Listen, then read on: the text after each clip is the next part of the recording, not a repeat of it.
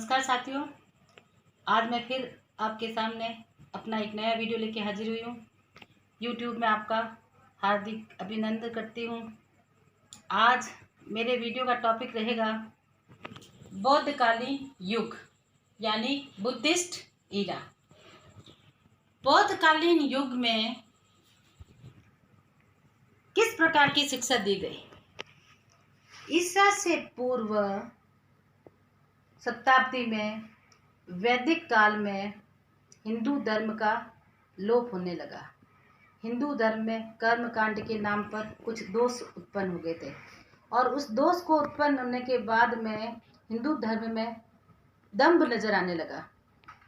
धर्म के नाम पर पाप, कर्म और दंभ, इस तरीके की स्थितियां पैदा हो गई और धर्म और कर्म के कांड पर वनों वनों में मारे मारे फिरना, पाप करना और लोगों का जीवन इतना अंधकारमय हो गया था वैदिक काल में कि उस जीवन में रोशनी पैदा करने वाला कोई था ही नहीं। बौद्धकालीन युग में क्या हुआ था, उस समय जब धर्म का लोप हुआ, धर्म में दोष, कर्म कांड के दोष नजर आने लगे, हिंदू धर्म को पाप में इस तरीके से होने लग गया, लोगों के जीवन में अंधकार होने लग गया, वनों वनों में मारे जाने वाले लोग यज्ञों के नाम पर वन वन में मारे मारे फिरते रहे। ऐसे में एक चिराग के रूप में एक व्यक्ति का जन्म हुआ जिसका नाम था गौतम बुद्ध। गौतम बुद्ध उस अंधकारमयी दुनिया का वो दीपक था जिसने पूरे अंधकार, धर्म के नाम पर पाप, लोभ और ये जो कर्म कांड के नाम पर वनों वनों में मारा फिरना, इन सब को लुप्त करके एक चिराग की रोशनी जली। तो उस व्यक्ति का नाम था गौतम बुद्ध। और गौतम बुद्ध के काल में जिस प्रकार की शिक्षा दी गई, उसी शिक्षा को बौद्धकालीन शिक्षा या बौद्धकालीन युग या बुद्धिस्ट ईरा कहा जाता है। बौद्धकालीन शिक्षा की अवधारणा। अब अपन जो बुद्ध के काल में जो शिक्षा दी गई, जिस शिक्षा का प्रवचन गौतम बुद्ध ने दिया, उस शिक्षा के क्या कॉन्सेप्ट थे, इस कॉन्सेप्ट को हम क्लियर करेंगे कि लगभग ईसा पूर्व 5वीं शताब्दी में जन जीवन को परिवर्तित आवश्यकताओं की पूर्ति न कर सकने के कारण वैदिक कालीन अथवा ब्राह्मणीय शिक्षा के विश्रृंखला के चिन्ह दृष्टिगोचर होने लगे। भारत के सौभाग्य से उसके एक शताब्दी पूर्व से महात्मा गौतम बुद्ध ने इस देश की भूमि पर अवतरित होकर शिक्षा को समयानुकूल बनाने के लिए और उसमें शिक्षा के कलेवर में परिवर्तन करके बौद्ध शिक्षा को जन्म दिया। बौद्ध शिक्षा के बारे में डॉक्टर F.E. केई, यानी अपने जो भी शिक्षाएं आ रही है, जैसे वैदिककालीन शिक्षा है, चाहे मुस्लिम ईरा, जिसमें F.E. केई जो है, ये लेखक जो सबसे आगे है, उन्होंने इसी जिस तरीके से वैदिककालीन शिक्षा के बारे में कहा, उसी तरीके से उन्होंने बौद्धकालीन शिक्षा के बारे में F.E. केई ने कहा कि बौद्ध शिक्षा 1500 वर्ष से अधिक प्रचलित रही। उसमें ऐसी शिक्षा पद्धति का विकास किया गया जो ब्राह्मणीय शिक्षा पद्धति की प्रतिद्वंदी थी, पर उसके बातों में ब्राह्मण के शिक्षा में वो प्रतिद्वंदी थी, लेकिन जो दूसरी बातें थी उस बातों में वो सदृश्य थी। अब हम पढ़ेंगे बौद्धकालीन शिक्षा में शिक्षा की व्यवस्था क्या थी। जिस प्रकार वैदिक काल में और मुस्लिम काल में शिक्षा की व्यवस्था थी कि प्रारंभिक शिक्षा और उच्च स्तर की शिक्षा। प्रारंभिक शिक्षा में किस तरीके से व्यक्ति का, बालक का प्रवेश होता था, किस तरीके से उसकी अवधि होती थी, क्या पाठ्यक्रम होता था, शिक्षा का माध्यम क्या होता था, ये सब हम पढ़ेंगे प्राथमिक शिक्षा में। शिक्षा की व्यवस्था बौद्ध धर्म में, जैसे कि मैंने आपको बताई, प्रारंभिक तथा उच्च शिक्षा थी।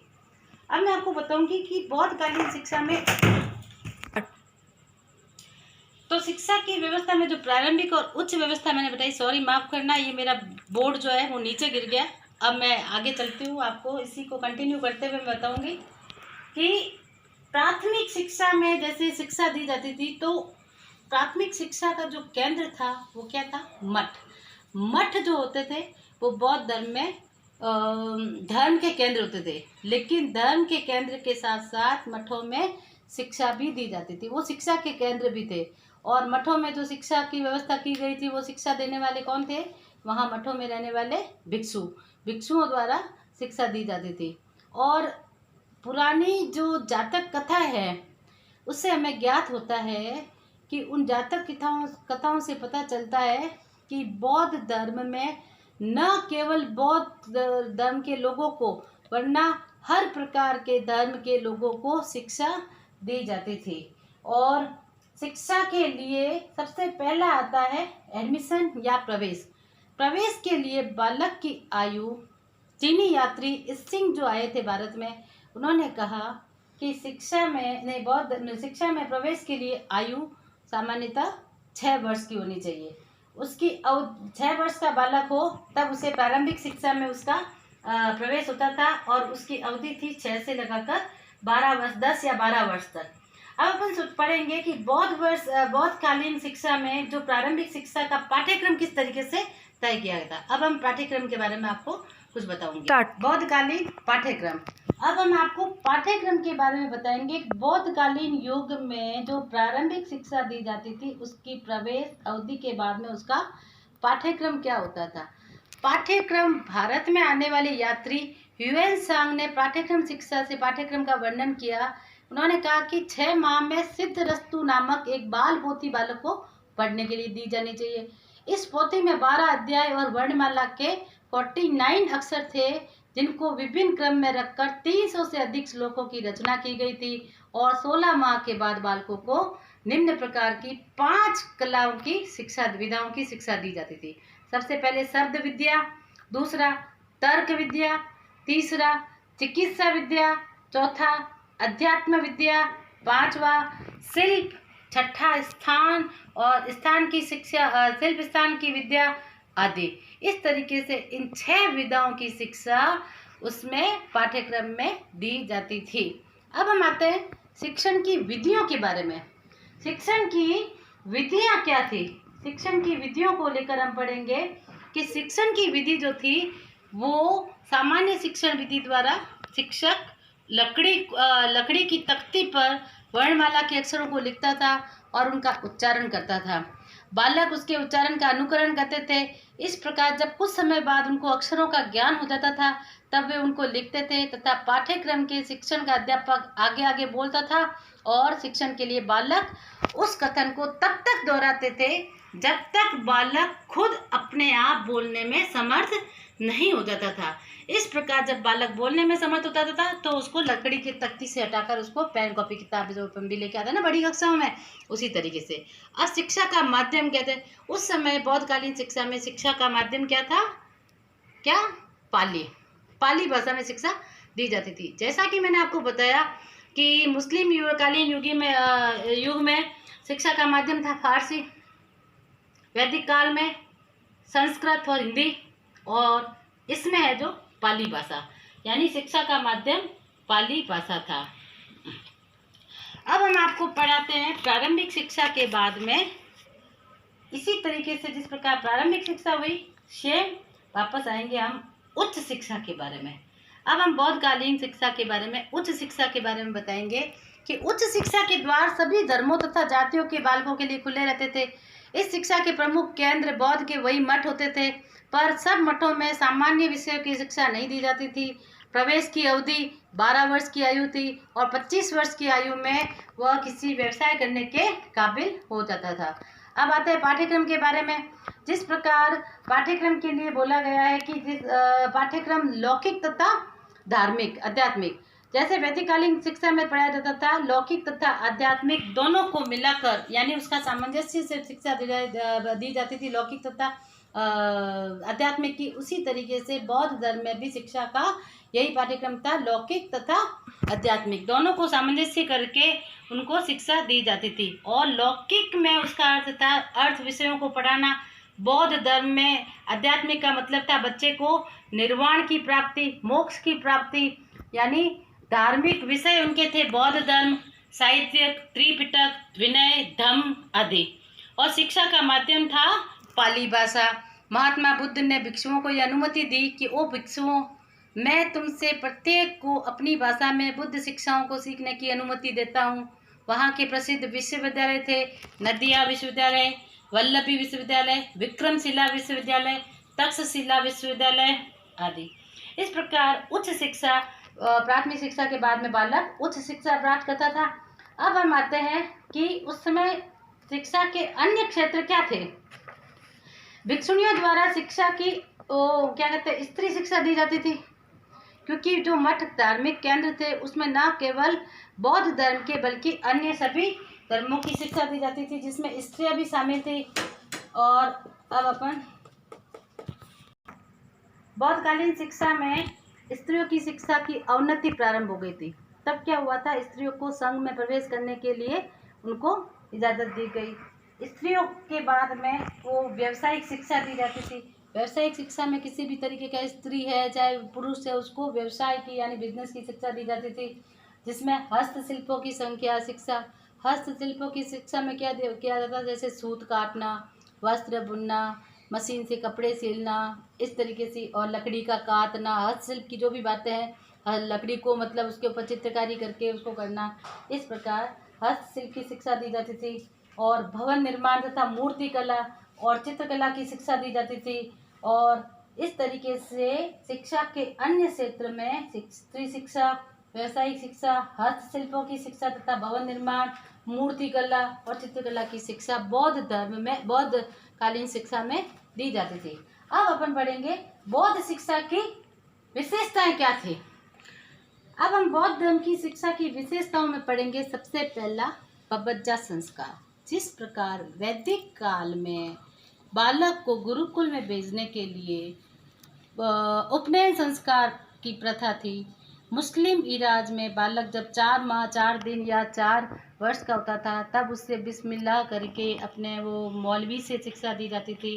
उसी प्रकार पबज्जा में बौद्धकालीन संस्कार में, बौद्धकालीन युग में पबज्जा संस्कार की अवधारणा थी। पबज्जा का मतलब होता है बाहर जाना। इस प्रकार इस संस्कार का अभिप्राय था कि बालक अपने परिवार और पूर्व स्थिति का परित्याग करके संघ में प्रवेश करता था। इससे स्पष्ट हो जाता था कि इस संस्कार का संबंध केवल उन व्यक्तियों में से था जो इसका जीवन का उद्देश्य था बौद्ध काल का भिक्षु बनना। यह संस्कार 8 वर्ष की आयु में भी संपन्न हो सकता था। अब हम पढ़ेंगे विनय पटक।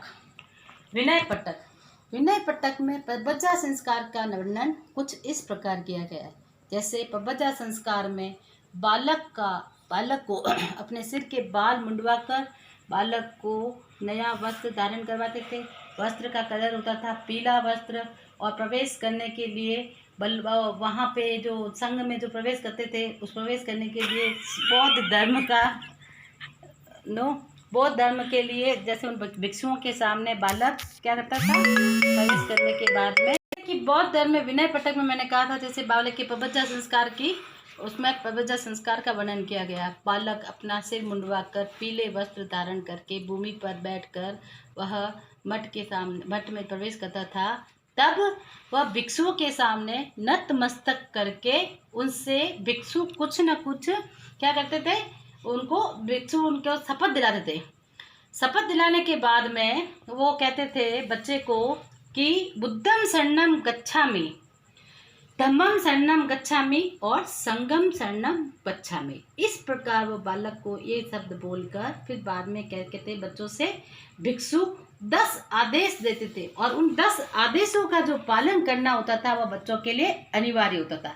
नंबर 1 चोरी नहीं करना, नंबर 2 जीव हत्या नहीं करना, नंबर 3 असत्य भाषण कभी नहीं करना, नंबर 4 अशुद्ध आचरण का त्याग करना, नंबर 5 जब वर्जित समय पर आहार कभी नहीं करना और मादक वस्तुओं का प्रयोग नहीं करना, बिना दिए हुए किसी भी वस्तु को ग्रहण नहीं करना और श्रृंगार की किसी भी वस्तुओं को नहीं छूना और सोना चांदी बहुमूल्य आभूषण जैसी अमूल्य वस्तुओं को दान ना तो लेना और ना ही उन चीज़ों का दान करना। और लास्ट जो थी वो है नृत्य संगीत तमाशे आदि के पास जाने का प्रयास कभी नहीं करना। इस प्रकार बौद्ध भिक्षु तथा भिक्षुणियों द्वारा जो शिक्षा बालकों को दी जाती थी वह बालक के 6 वर्ष के अंदर पबज्जा संस्कार में इन आदेशों का पालन करना पड़ता था।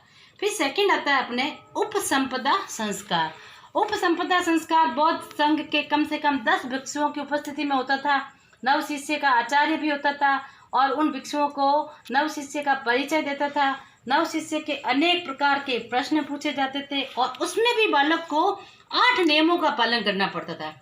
अब वो 8 नियम कौन से मैं बताती हूँ। जैसे वृक्षों के नीचे सोना, साधारण वस्त्र धारण करना, सात्विक भोजन का प्रयोग करना और औषधि के रूप में गौमूत्र का सेवन करना, चोरी और जीव हत्या नहीं करना और अलौकिक शक्तियों का दावा मत करना और स्त्री से यौन संबंध को स्थापित नहीं करना। एंड में विद्यार्थियों को चुनाव होता था। विद्यार्थियों का चुनाव होता था जिसमें व्यक्ति को 10 वर्गों में किसी भी विद्यार्थियों के लिए चुनाव नहीं किया जाता। वो व्यक्ति कौन कौन से होते थे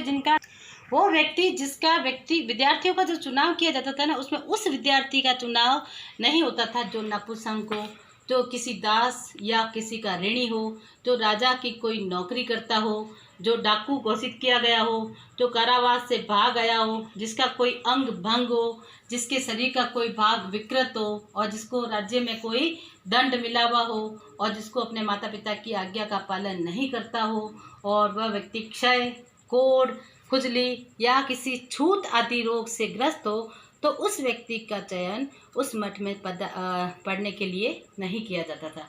अब बालकों के अध्ययन की अवधि बताएंगे हम लोग। पवज्जा के बाद अध्ययन की अवधि 12 वर्ष और उपसंपदा की उम्र 10 वर्ष की थी। पवज्जा संस्कार 8 वर्ष की आयु में होता था और इस प्रकार उसकी पूर्ण अवधि कितने वर्ष की थी बच्चों? 30 वर्ष की। इस प्रकार हम कहेंगे अध्ययन के वही विषय है जैसे धार्मिक आध्यात्मिक के लिए बच्चों के धर्म कर्म कांड और आध्यात्मिक विकास के लिए होता था, जो जिसमें बहुत धर्म की शिक्षा दी जाती थी। और बाकी के जो वही लौकिक विषय जैसे तर्कशास्त्र, नीति शास्त्र, रसायन शास्त्र, राजनीति शास्त्र, भूगोल, इतिहास और चिकित्सा शास्त्र, साहित्य, न्याय शास्त्र आदि विषयों का अध्ययन किया जाता था। अब आते हैं अपन 8 पॉइंट जैसे शिक्षा की पद्धति। बौद्ध में ब्राह्मणों को व्यक्तित्व शिक्षा के रूप में अनुसरण न करके सामूहिक शिक्षा पद्धति द्वारा प्रयोग किया जाता था। शिक्षण की विधि जैसे टीचिंग मेथड था बेटा कि शिक्षण की विधि प्रायः मौखिक थे और सामान्य अंक थे जैसे भाषण, प्रवचन तथा प्रश्नोत्तर। जिस प्रकार हम आपको व्याख्यान विधि यूज करते हैं बेटा, लेक्चर मेथड आप वो करते हैं, छोटे बच्चे होते हैं तो अपन प्रश्नोत्तर मेथड का यूज करते हैं, उनके सामने कथन विधि करते हैं, किसी काम को बात को वो क्या कहते हैं उसको कहानी कहकर उसको दर्शाते हैं, कथन विधि जिसको कहते हैं कहानी कथन विधि। उस प्रकार हम ये बच्चों को क्या करते थे, प्रश्नोत्तर विधि, भाषण विधि तथा व्याख्यान विधि और लेखन विधि का प्रयोग किया जाता था। अब मैं आपको बताऊंगी छात्र जीवन के नियम में उसको भोजन, वस्त्र, स्नान, भिक्षाटन तथा अनुशासन बहुत कड़ा होता था। भिक्षा वो मांग के लेके आते थे, प्रातःकाल भिक्षा के लिए उनको जाना पड़ता था और ब्रह्मचारियों के समान बोलकर नहीं वरन मौन रूप में वो भिक्षा मांगते थे। स्नान करके बच्चे निश्चित नियमों का पालन करते थे और छात्रों में कम से कम सामान्य जीवन के किस प्रकार से वस्त्र पहने होते हैं, एकदम सामान्य वस्त्र, भड़कीले वस्त्र नहीं पहने, एक ही प्रकार के। और अनुशासन इतना कड़ा था, कड़ा कि बालक उस अनुशासन का जो नियमों का पालन करता था वही उसमें क्या करते थे, वही उसमें नियमों का पालन करके उसमें वो अपने क्या कहते हैं मठों में रुका करते थे। अब मैं आपको लास्ट में बताऊंगी बौद्ध धर्म की क्या कहते हैं उसको आदर्श और उसके उद्देश्य क्या थे। ओनली पॉइंट बताऊंगी मैं आपको। बौद्ध धर्म की शिक्षा के उद्देश्य और आदर्श थे, सबसे पहला व्यक्तित्व का विकास, नंबर 2 उसके चरित्र का निर्माण, नंबर 3 धार्मिक शिक्षा का विकास, नंबर 4 जीवन की तैयारी हेतु कला कौशल और व्यवसाय की शिक्षा, नंबर 5 नैतिकता का विकास, मानव संस्कृति की संरक्षण का विकास, सामाजिकता का विकास और एंड में हम कहेंगे कि किस प्रकार बालक को सारी शिक्षा देकर उससे निर्वाण की प्राप्ति किस प्रकार की जाती है। तो ये बौद्ध धर्म की शिक्षा के उच्च आदर्श और नियम थे। तो बच्चों आज मैंने आपको पढ़ाया बौद्धकालीन शिक्षा की अवधारणा, उसकी व्यवस्था, प्रारंभिक और उच्च शिक्षा, प्रारंभिक के साथ में उच्च शिक्षा के प्रवेश अवधि, पाठ्यक्रम, शिक्षा का माध्यम और पवज्जा संस्कार के बारे में बताए। हमने आपको शिक्षा के अन्य क्षेत्र के बारे में बताए, बौद्ध शिक्षा की विशेषताएं के बारे में बताया और एंड में हमने आपको बौद्ध शिक्षा के आदर्शों के बारे में बताया। अब ये अपना बौद्धकालीन शिक्षा है वो यही समाप्त होता है, और नेक्स्ट टॉपिक मैं अपने अगले वीडियो में लेके आऊँगी। और बच्चों, अगर आपको ये वीडियो पसंद आए तो आप उसे लाइक ज़रूर करना और सब्सक्राइब करना, और साइड में घंटी का बटन है उसको आप ज़रूर दबाना, ताकि मेरे जो अगले आने वाले टॉपिक्स पे जिस प्रकार के वो वीडियो नए अपलोड करेंगे वो आपको आसानी से प्राप्त हो सके। ओके, शुभ प्रभात एंड शब्बा खैर। जय श्री कृष्ण।